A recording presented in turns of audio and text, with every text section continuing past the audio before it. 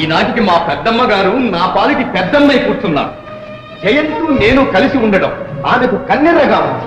కారణం మామూలుగా అర్థంలా కనిపిస్తూనే ఉంది ప్రభు. యువరాజు గారిని తమరు విషయలోలుగా మార్చేస్తున్నారని మహారాణి గారు మామూలుగా పసికట్టేశారు. అందుకే కాబోలు యువరాజుకు రాజ్యాభిషేకం చేయాలనే నిర్ణయానికి వచ్చాను. రాజ్యాభిషేకం? ఆనాడు మా నాన్న కంటే వయసులో పెద్దవారు గనక పెదనాన్నను రాజును చేశారు. అదే న్యాయం ప్రకారం ఈనాడు జయంత్ కన్నా నేను పెద్దవాణ్ణి గనుక నన్నే రాజును చెయ్యాలి మామూలుగా. కానీ యువరాజు గారు మహారాజు గారి కుమారులు, మామూలుగా తమరు మహారాజు గారి తమ్ముని కుమారుడు. ఇది చాలా అన్యాయం అవధాని గారు. ఇద్దరిది ఒకే రక్తం, ఒకే వంశం. పైగా యువరాజు కంటే అయ్యగారు పెద్దవారు, యోగ్యులు. కానీ మామూలుగా జ్యేష్ఠుని సంతతికే రాజ్యాభిషేకం అనే పాడు ఆచారం ఏది ఒకటి ఏడ్చిందిగా మామూలుగా మనకి. ఆ దురాచారాన్ని రూపుమాపుతాను. నేనే రాజునవుతాను. అవును, ఎందుకు కాకూడదు? ప్రయత్నిస్తే తప్పకుండా సిద్ధిస్తుంది. అసలు మీ జాతక చక్రంలోనే మహారాజు యోగం కట్టుంది. యోగమున్నా లేకపోయినా నేనే రాజునై తీర్తాను. శుభం, మీ నోటి వాక్కు ఫలించి తీరుతుంది. మీ వంటి మహావీరులు, శక్తివంతులు రాజైతే మామూలుగా ప్రజలు తరించి పోతారు, రాజ్యం పడిపోతుంది, బాగుపడిపోతుంది. ఇక మా వంటి వారి విషయం మామూలుగా బ్రహ్మాండం.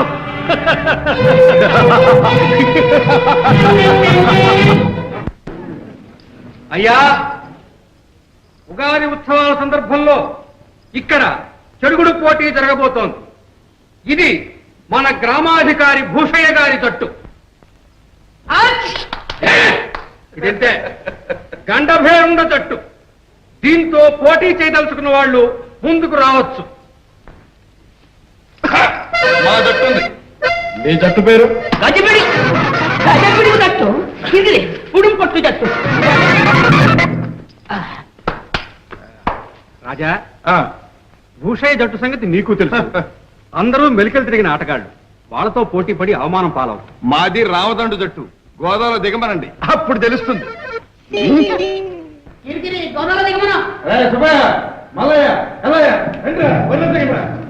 మన పేరు వెలుపాలి. గెలిచారా ఒక్కొక్కరికి 100 వరహాలు. వదలెట్టండి. Hey,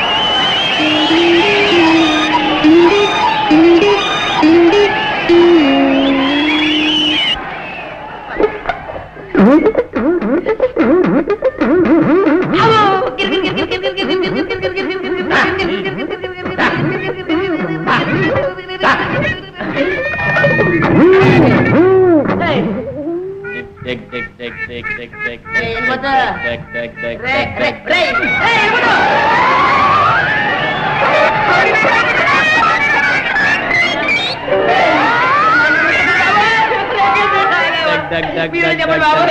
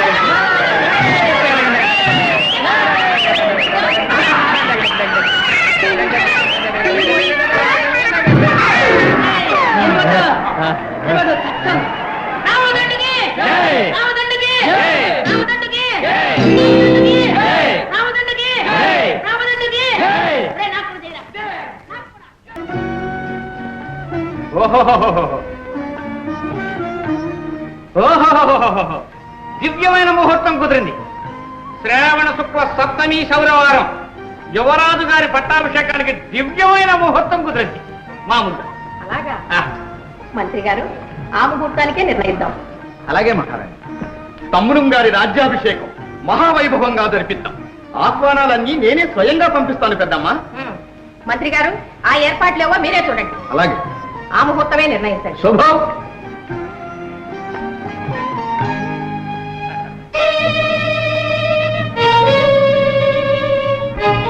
అల్లుడు వచ్చేదాకా అమావాస్య ఆగదు.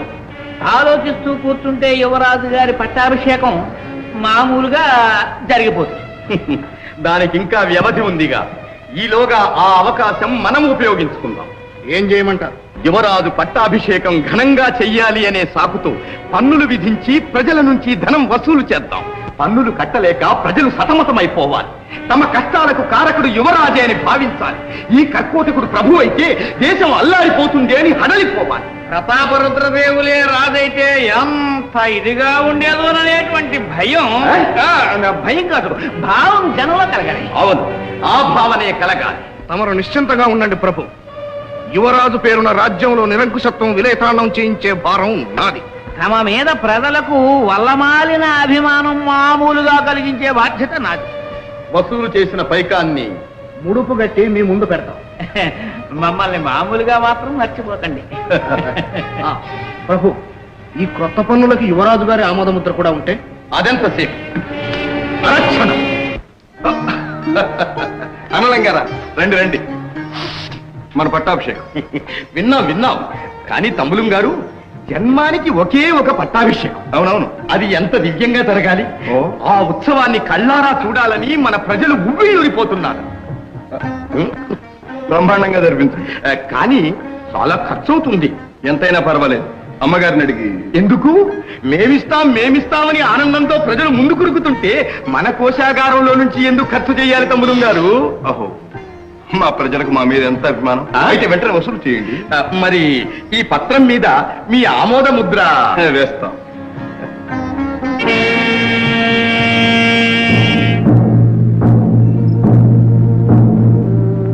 అందరూ జాగ్రత్తగా వినాలి. యువరాజా గారి రాజ్యాభిషేకం జరగబోతుంది. అందుకని తాహీదులు అంపారు. కనకయ్య చదువు. యువరాజు గారి పట్టాభిషేకం సందర్భంగా ప్రజలు చెల్లించవలసిన అదనపు సుంకాలు. ఎవరు ఏ వృత్తి చేసినా ఆ వృత్తి చేస్తున్నందుకు సుంకం చెల్లించాలి.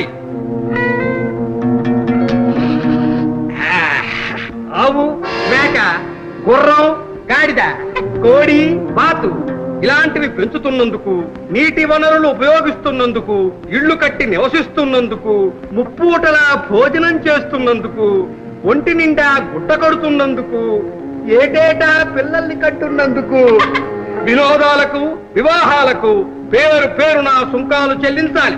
ప్రతి ఒక్కరూ తమ ఆదాయంలో 4వ వంతు రాజభాగంగా ఇవ్వాలి. బుషయ్య, పోనీ ఓ పని చేయకూడదు? ఏదైనా అమావాస్య అర్ధరాత్రి పూట చూసి నువ్వు రాకూడదు? ఎందుకు? అదే అందరం కలిసి వెళ్ళి రాజుగారి ఖజానా కిరికిరి చేద్దాం. ఎలా ఏమిటా వేళాకోళం? వేళాకోళం కాదు, నువ్వే దొంగ వరకుంటే నిన్ను మించిన దోపిడి దొంగలాగున్నాడే యువరాజు. ఏమన్నా ఉన్నమాటన్నా? రాజుగారి ఆజ్ఞను ధిక్కరించి మాట్లాడతావు. రాజట రాజు. హ! ఇక్కడ ప్రజలందరూ అర్థాకలితో అలమటిస్తూ ఉంటే అక్కడ నృత్యగాన కేళీ విలాసాలలో తేలిపోయేవాడా రాజు? కట్ట గుడ్డ లేక చింటి గుడ్డలతో ప్రజలు అవస్థపడుతూ ఉంటే చీనాంబరాలతో వినోదించేవాడా రాజు? రాజు కాదు, బూజు. కండలు కరిగించి అహోరాత్రాలు కష్టించే ప్రజల ధనాన్ని దోచుకుని పట్టాభిషేకం చేసుకోవాలనుకుంటున్నవాడు రాజు కాదు, రాక్షసుడు, ప్రజల కంటకుడు. ప్రజల కష్ట సుఖాలను గమనించని ఆ నిరంకుశాగ్ర మేము పాటించం. ఒక్క చిల్లి గవ్వ కూడా కప్పం చెల్లింది. ఇదే మా నిర్ణయం. ఏం చేస్తారో చేసుకోండి. రాజమాట అక్షరాల సత్యం. వీడి మాటలు నమ్మకండి. ఇతండ వాదంతో మీ అందరిని పెడదాలు పట్టించాలని చూస్తున్నాడు. నువ్వు ఉద్ధరిస్తున్నావు. ఎక్కడో యువరాజు గారి పట్టాభిషేకం అని ఇక్కడ కష్టపడే వాళ్ళ కడుపులు కొడుతున్నావు. జాగ్రత్త, దేనికైనా ఒక హద్దు ఉంది. అవును, మీరు హద్దు మీరిపోతున్నారు, తర్వాత బాగుండదు.